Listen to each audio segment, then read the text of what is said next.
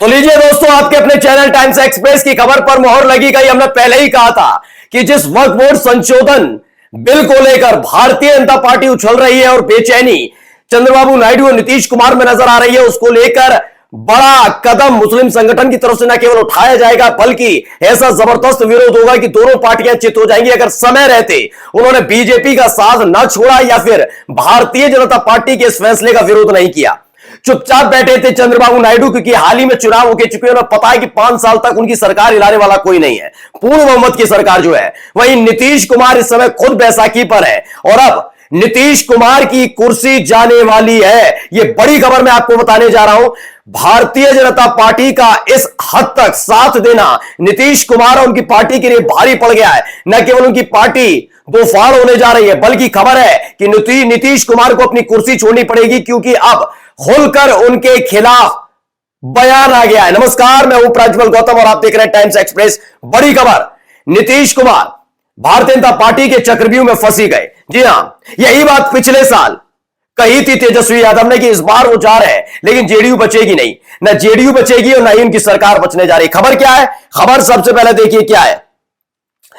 शम्स तबरेज कासमी ने लिखा है और उसका उन्होंने जो स्क्रीनशॉट है, वक्फ बिल के समर्थन के चलते इमारत शरिया ने रविवार को पटना में होने वाली नीतीश कुमार की इफ्तार पार्टी का बहिष्कार कर दिया और उसको लेकर बाकायदा प्रेस नोट भी जारी कर दिया है कि हम किसी भी कीमत पर नीतीश कुमार की तरफ से, मुख्यमंत्री बिहार की तरफ से आयोजित होने वाली इफ्तार पार्टी में शामिल नहीं होंगे। एक तरफ भारतीय जनता पार्टी कदम दर कदम उठा रही है, विरोध नहीं कर रहे नीतीश कुमार, चुपचाप बैठे हुए हैं। उधर क्या कहते हैं, उर्दू को लेकर एक बयान जारी कर देना, हमने तो देखिए आपके लिए ये कर रहे हैं, इफ्तार पार्टी आयोजित कर रहे हैं। वो कह रहे हैं भैया इफ्तार पार्टी करके हम कर क्या लेंगे, वो तो हम अपने घर में भी कर लेते हैं। ये जो वक्फ बिल आया है, संशोधन बिल आया है, उस पर कुछ क्यों नहीं करते हो, इस पर चुप्पी साध कर बैठे हो। अब मजा चखाना पड़ेगा। और देखिए मुस्लिम संगठनों ने ऐलान कर दिया है। देखिए एक और खबर जिसमें लिखा हुआ है, वक्फ बिल पर मुसलमानों का साथ नहीं देने की वजह से इमारत शरिया ने रविवार को पटना में होने वाली नीतीश कुमार की इफ्तार की पार्टी का बहिष्कार कर दिया। वही खबर है सीमाब अख्तर की, उन्होंने जो बताया है, देखिए एक एक प्रेस नोट इसमें बकायदा लिखा हुआ है, हम क्यों कैसे किस लिए। देखिए आदरणीय नीतीश कुमार जी, तमाम चीजें लिखी हुई हैं, हम क्यों कर रहे हैं, कैसे कर रहे हैं। और एक दो नहीं है, यानी एक संगठन ने कर दिया ऐसा नहीं है, बहुत सारे संगठन है, 7 संगठन बताए जा रहे हैं बिहार के, जिन्होंने साफ साफ लफ्जों में कह दिया कि नीतीश कुमार की पार्टी से, चाहे वो इफ्तार पार्टी दे या फिर उनका राजनीतिक दल, जैसे पार्टी का जाए पॉलिटिकल पार्टी, दोनों से कोई मतलब नहीं है। ये अलग अलग दिए गए हैं कि कौन कौन है। देखिए कौन कौन साथ नहीं दे रहे। All India Muslim personal law board, इसमें इमारत शरीयत, जमीयत उलेमाए हिंद, जमीयत उलेमाए हिंद मीम, जमीयत अदले हदीस, जमात इस्लामी हिंद, खानकाह मुजीथिया, खानकाह रहमानी और कई ऐसे ही प्रतिष्ठान हैं जिन्होंने साफ साफ लफ्जों में कह दिया हम साथ खड़े नहीं है। यानी एक बकायदा उन्होंने इस बात की का जिक्र कर दिया। क्या होने वाला है जरा मैं बताऊंगा, लेकिन एक खबर दैनिक जागरण की पड़ी है, नीतीश कुमार की इफ्तार पार्टी में नहीं शामिल होगा बिहार का यह प्रमुख मुस्लिम संगठन, कर दी घोषणा।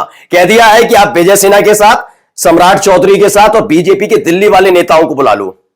अगर आपको मुसलमानी दिखाने हैं ना, तो उनके यहां जो 2 बड़े चेहरे हैं मुसलमानों के, चाहे वो शहनवाज हुसैन हो, उनको बुला लो, और मुख्तार अब्बास नकवी को बुला लो। फिर आपकी इफ्तार पार्टी पूरी हो जाएगी कि कम से कम हमने मुसलमानों के साथ इफ्तार पार्टी की। इसी से आप खुश हो लेना, क्योंकि जब जरूरत पड़ रही है आपको हमारे वोटों के तल्ले, हमारी वोटों की बदौलत, यानी कि मुसलमानों की वोटों की बदौलत, ऐसा नहीं सिर्फ मुसलमान मैं कह रहा हूं, कभी नहीं कहता हूं, दोनों वोट जनता दल यूनाइटेड के लिए जरूरी है। लेकिन भारतीय जनता पार्टी के शिकंजे में इस कदर घिरे हुए हैं नीतीश कुमार कि कुछ नहीं कर पा रहे, तक नहीं निकाल पा रहे कि हाँ यार ये गलत है, गलत किया जा रहा है। कम से कम चिराग पासवान में इतनी हिम्मत तो रही कि उन्होंने खुलकर इसका विरोध किया। उन्होंने कहा है कि जब तक मुसलमान संतुष्ट ना हो तब तक कम से कम इसे नहीं लाया जाना चाहिए। इधर नीतीश कुमार साहब पूरी तरह शांत बैठे हुए हैं। याद करिएगा जब यह बिल लाया गया था सदन के अंदर, उस वक्त खुद नीतीश कुमार के सांसद राजीव ललन सिंह, और ललन सिंह जो केंद्रीय मंत्री है मोदी सरकार में, उन्होंने इसकी तारीफ कर दी थी, तारीफ कर दी,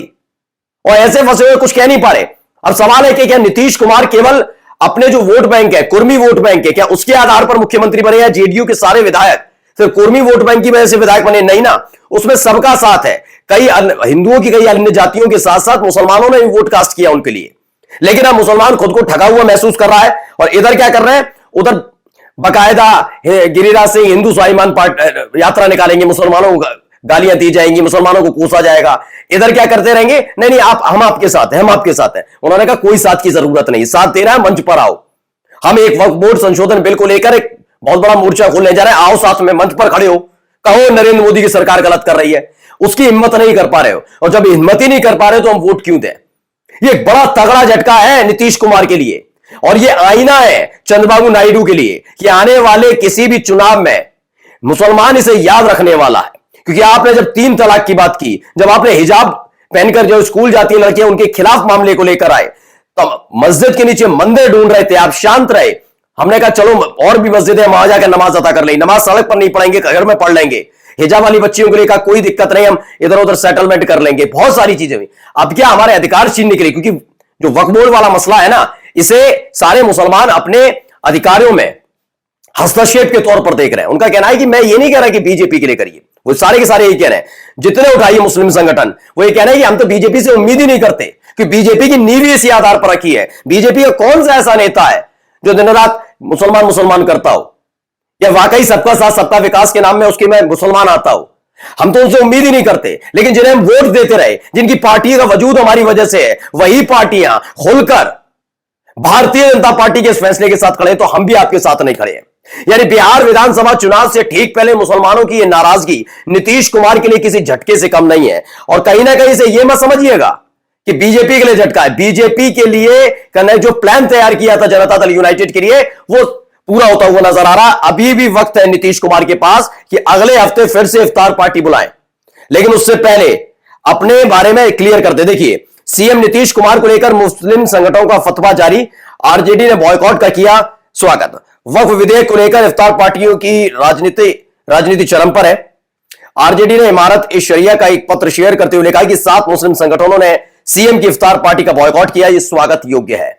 बिल्कुल, मैं ये नहीं कह रहा कि नहीं करना चाहिए, करना चाहिए। अगर आप किसी को वोट कास्ट करें, मानकर चलिए मैं हूं हिंदू हूं और ब्राह्मण हूं, अगर ब्राह्मणों के खिलाफ कुछ हो रहा है, मैं वैसे तो कहता हूं कि हिंदू मुस्लिम सिख ईसाई वाला नहीं है, लेकिन मानकर चलिए मेरे परिवार के खिलाफ कुछ होगा, तो मैं कब तक उस व्यक्ति को सत्ता पर बिठाकर रखूंगा जो मेरी वोट की वजह से तो बैठा है, लेकिन मेरा उत्पीड़न करने वाले लोगों के साथ खड़ा है। क्या आप चुनेंगे? नहीं ना। मुसलमान ये कह रहा है कि सही है गलत है, कोर्ट कर लेगा फैसला, आप कोर्ट लेकर चलिए या कुछ और करिए। आप क्या कर रहे हैं, आप अपने संसद में बैठे हैं और अब भी 240 पर बैठने के बावजूद आप ऐसे ही फैसले ले रहे हैं क्योंकि आपकी नींव मजबूत हो बीजेपी की, और आप जिनको अपनी जड़ें मजबूत करने के ऐसी चीजों का विरोध करना चाहिए वो भी चुपचाप बैठे हैं, तो उनकी जड़ें मजबूती क्यों करें। नीतीश कुमार के खिलाफ यह आया फैसला बीजेपी के लिए भी खुश करने वाली बात है, क्योंकि बीजेपी ने सोच ही लिया है कि स्थानीय स्तर की पार्टियां खत्म, और देखिए नीतीश कुमार का यह फैसला उनको कितना घातक साबित होने जा रहा है। नमस्कार।